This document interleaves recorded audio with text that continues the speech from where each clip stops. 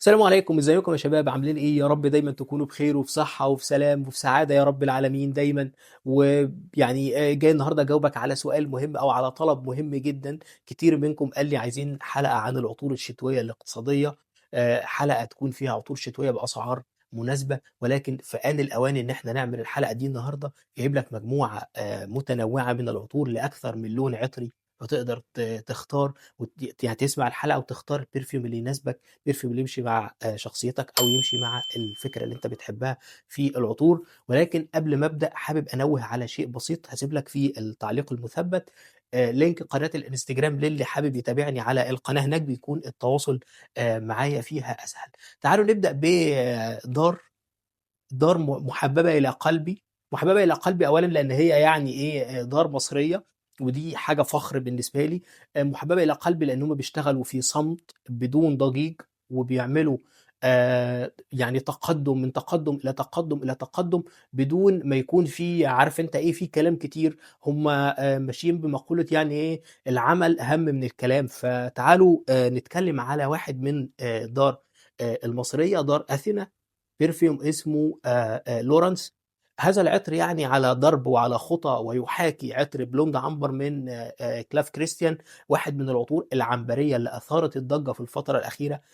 شوف بقى، شئت أم أبيت يعني، شايف إن هو حلو ووحش، شايف إن هو سعره يستحق لا يستحق، يعني أيا كان. ولكن هذا العطر صراحة يحاكي هذا يحاكي عطر بلوند عنبر بصورة رائعة. هذا العطر أقدر أقول عليه إنه عطر بيرفكت في كل شيء، بيرفكت في الأداء، بيرفكت في الرائحة، وبيرفكت في شكل الزجاجة. تعالوا شوفوا شكل الزجاجة الأول عامل إزاي بتفاصيلها، يا رب تكون واضحة معاكم. أنا هاحاول كمان إن أنا إيه، أوضحها لكم أكتر.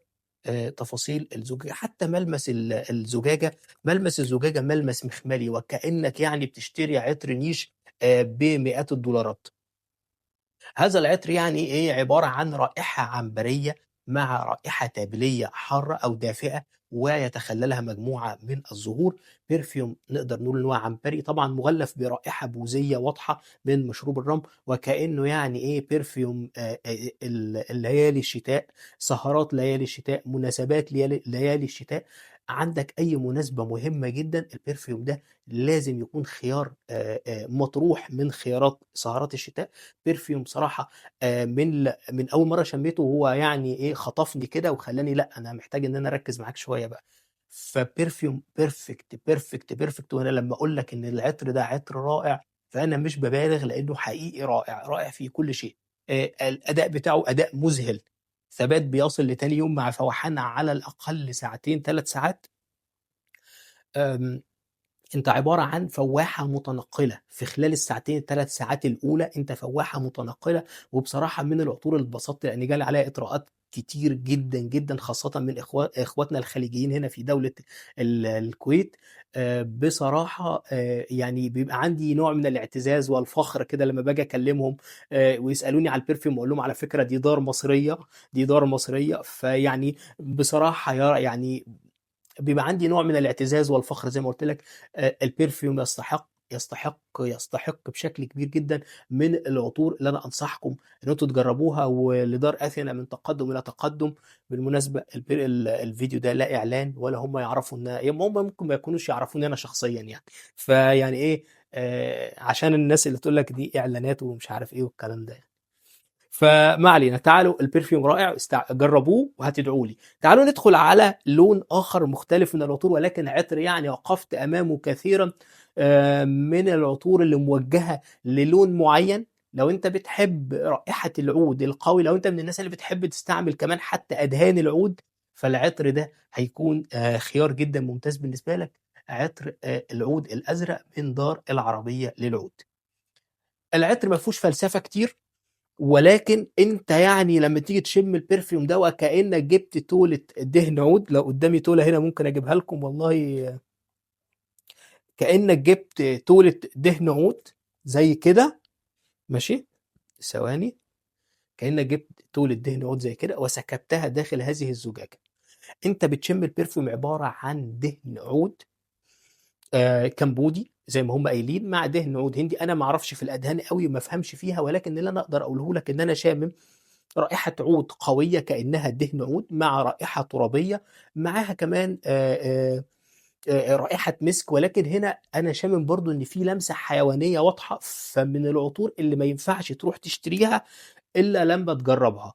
طبعًا عايز أقول لك إنه كمان الperfume البرف ال ال السيلاج بتاعه رائع جدًا، على الرغم من إن هو رائحة دهن ثقيلة، من المفترض إن هي تكون أكثر ثباتًا من إن هي فوحانًا، لأ، الثبات والفوحان بتاعه رائع. عارف لمّا تشم رائحة كده وبعدين تقول لك إيه، أو حد ييجي يقول لك أنا عايز أشتري perfume زي اللي بيحطوه إخواتنا في دول الخليج، الريحة اللي هي دي ريحة البخور مع ريحة العود، هو الperfume ده perfume من العطور الجميلة جدًا، جدًا اللي أنصحكم أنتم تجربوها لو أنت بتحب اللون ده من العطور، بتحب العود. طبعًا عطر مناسبات من الدرجة الأولى. عندك بقى إيه، يعني مناسبة في مكان مفتوح، طبعًا الperfume محتاج أماكن مفتوحة بشكل كبير علشان ما يبقاش ثقيل أو يخنق. آمم كمان نصيحة لمّا تيجي ترُش الperfume ده بلاش ترُش كتير، ده محتاج يعني رشّة 2، 3 لو أنت بالكتير أوي ما ترُشّش أكتر من كده، لإن هو مش محتاج، هو أداؤه قوي أوي، أوي. حاليًا كمان في العربية العود عليه خَصْم، يعني سعره تقريبًا $80 $85 يعني يمكن أقل قليلًا لحجم ال50 مِللي، فدي فرصة لو أنت حابب تروح تجرّب العطر ده هيعجبك جدًا. تعالوا نروح عطر آخر مختلف، وهو عطر من إصدارات 2025 من العطور برضه اللي عجبتني، يعني عطر بوازيه من عطور الماجد للعود. صراحةً الماجد للعود من الدور اللي بتقدّم بتقدّم quality حلو أوي، أكثر من عطر عجبني عندهم. ده آخر عطر نزل، ربما تكون رائحة العطر مش جديدة، حقيقي لمّا شميت العطر ده هو مش جديد. طبعًا هم كان عندهم الأول عطر Cure اللي هو عطر برائحة الجلد، وبعده نزل عطر نوار كلمتكم عليه.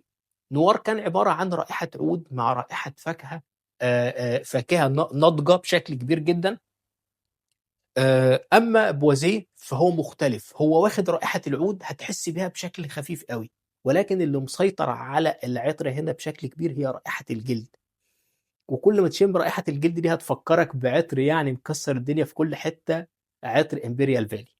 أنا السبب الوحيد اللي خلّاني أتكلّم على العطر ده صراحةً يعني، عشان أبقى صريح معاك، اللي خلّاني أتكلّم على الperfume ده، إنه أنا مش من مغرمين Imperial Valley ومش باحبه.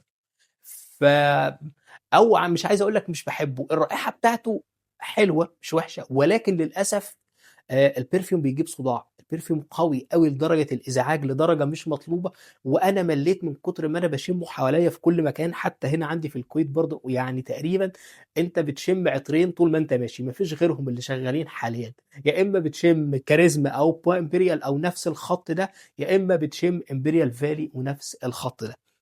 فأنا حبيت أتكلم على الperfume لإنه هو فيه لمسة واضحة جدًا من عطر Imperial Valley ولكن بشكل unique، بشكل هادي، مهذّب، بشكل ما يزعجكش أنت كشخص راشش الperfume ولا يزعج الناس اللي حواليك. فهو لمسة جلد مع لمسة خشبية ولمسة عود خفيفة أوي، أوي، ويمكن كمان في لمسة تابلية حارة، ولكن هتاخد إيه، جزء الجلد بتاع Imperial Valley كده ولكن بطابع كلاسي أكتر، بطابع مهندم بشكل كبير جدًا. بالنسبة للأداء بتاع الperfume، الأداء ما تتوقعش إن هو يبقى أداء قوي، هيدّيك ثبات تقريبًا 8 ل10 ساعات على أقصى تقدير، مع فوحان يمكن أول ساعة فوحان واضح، بعد كده الperfume بيكون يعني قريب شوية من الجسم. فلو أنت من الناس اللي ما حبّتش Imperial Valley روح جرّب العطر ده ربما يعجبك. أنا شايف إن هو بصراحة جميل وحبّيت إن أنا أستعمله. تعالوا نروح للون آخر مختلف وعطر غريب وعجيب ومن دار أنا أول مرّة يعني أسمع عنها. الدار اسمها Limited Oud Parfum، العطر اسمه Coffee Limited Edition.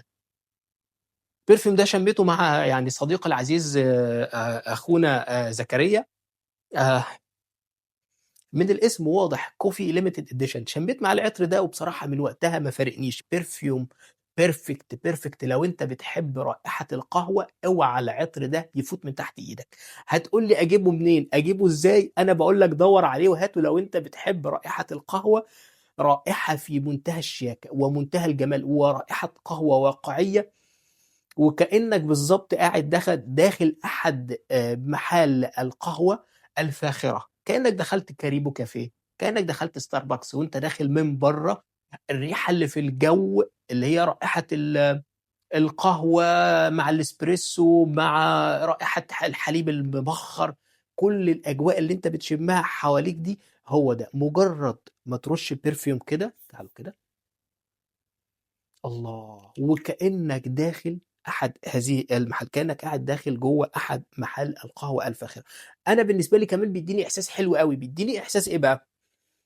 لو أنت بتشرب القهوة الكوفي أمريكانو أو القهوة الأمريكانو اللي بيبقى عبارة عن فيها قطع من الثلج وفيها الشوت الإسبريسو أو الدبل مع مع كمان لو عليها شوية حليب، فهو بيدّيني نفس الإحساس بتاع القهوة الأمريكي. perfume جميل، جميل والسيلاج بتاعه رائع، فوحان، ثبات، من العطور اللي أنا أنصحكم أنتم تجربوها وبشدة. دَوّر على الperfume ده وهاته، بالمناسبة سعره مش غالي أبدًا، يعني باتكلم في تقريبًا $30 أو $35 ولكن الperfume رائع. تعالوا نروح للون عطري مختلف، وهاكلمكم على عطر طلع العطر مش قدامي، هاشوفه لكم وارجع لكم تاني. بالمناسبة الperfume اللي معايا ده ما كانش داخل في أجواء الحلقة بتاعتنا أو في العطور اللي هنتكلم عليها، ولكن صدفةً باشوف حاجة في المكتبة، ففوجئت إن الperfume ده موجود، واستغربت إزاي أنا ما كنتش هاتكلم عليه، ولكن من حظي ونصيبه. عطر سفاير ليزر من إبراهيم القرشي سابقًا إبراق. واحد من عطور الجلد الجميلة برضه، هو رائحة جلد واضحة جدًا مع نوتات خضراء، ويمكن من أجمل العطور اللي جمعت الاتنين مع بعض كعطر اقتصادي. أنا شايف إنه رائع جدًا. رائحة جميلة، جميلة، و من الperfumes اللي أنصحكم أنتم كمان تجربوها لو أنت بتحب رائحة الجلد، الperfume ده هيكون خيار جدًا ممتاز بالنسبة لك. في perfumes برضه أخرى، العود الأزرق، طبعًا إحنا هنا كده معانا 2 العود الأزرق، اتكلمنا على العود الأزرق من العربية للعود، وكمان في العود الأزرق من إبراق أو إبراهيم القرشي. الاتنين جمال، ولكن هنا واخد سنة فاكهية، ده عود صرف، ده عود قوي صرف مع لمسة من المسك ورائحة حيوانية. هنا عود مع لمسة من الفاكهة واضحة جدا، مع سنة حيوانية برضو، مع رائحة حيوانية. البرفيوم هنا اقرب للخط بتاع ام برينوماد والسكه دي يعني، ولكن حتى الرائحه الفاكهيه ما هياش قويه، رائحه العود هي اللي مسيطره على العطر بشكل كبير. ولكن انا صراحه لو هخيركم ما بين الاثنين، او انا شخصيا لو هحتفظ بواحد من الاثنين هحتفظ بالعود الازرق. اليجنت اكتر، فخم اكتر، رائحه العود فيه متقبله بشكل كبير اكبر من ده رائحه العود فيه صعبه قوي قوي، اللمسه الحيوانيه واضحه جدا، لمسه الفاكهه اللي داخله معاه برضو مهما كانت ما قدرتش ان هي تحد من هذه الرائحة القوية. ولكن لو انت من محبين رائحة العود القوية القاتمة، يعني البرفيوم ده برضو ممكن يعجبك. ولكن انا شخصيا بقول لك جرب العود الازرق، افضل بالنسبة لي من ابراق، مش افضل كرائحة ولكن اكثر تقبلا. الاتنين ادائهم وحوش وحوش اداء، يعني لو في حاجه فوق النووي هيبقى يعني الاثنين دول فوق النووي. كمان من العطور الجميله اللي سعرها حلو قوي للناس اللي موجوده بقى في المملكه العربيه السعوديه، موجوده في الامارات العربيه المتحده، موجوده عندنا هنا في دوله الكويت، عطر النوماد من دار اساطير الكويتيه.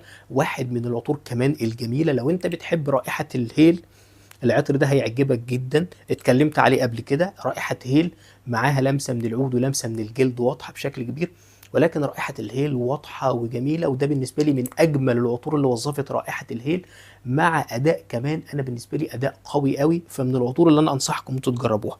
عطر كمان من العطور اللي ما ينفعش أعدي من غير ما أتكلم عليها، من الدار اللي أنا بحبها قوي، فرنش افينيو، عطر رويال بلينت بوربون، من اجمل العطور. شوفوا بقى، هو مش بديل لانجل شير، هو مختلف عنه تماما، يمكن ده فلانكر من الفلانكرات، ولكن رائحه جميله جميله ومغريه، برفيوم سهراتي قوي قوي. برفيوم الرائحه البوذيه اللي فيه واضحه بشكل كبير جدا، مسيطره بشكل كبير جدا. رائحه القرفه هنا اقل. من العطور الشيك قوي قوي اللي انا انصحكم تجربوها كمان، مع اداء ممتاز جدا. اتكلمت عليه قبل كده، هبقى اسيب لكم لينك الحلقات اللي اتكلمت عليها دي في صندوق الوصف. بكده تكون انتهت الحلقه بتاعتنا، يا رب تكون الحلقه عجبتكم. ما تنساش يا اللي كملت معايا الحلقه لحد الاخر تكتب لي في التعليقات ايه العطر اللي انت بتحب تستعمله كعطر اقتصادي او عربي، وشايف ان هو يستحق التجربه ويستحق الاقتناء. خلي غيرك يستفيد في التعليقات. اشوفكم على خير في يوم جديد وحلقه جديده. سلام الله عليكم ورحمته وبركاته.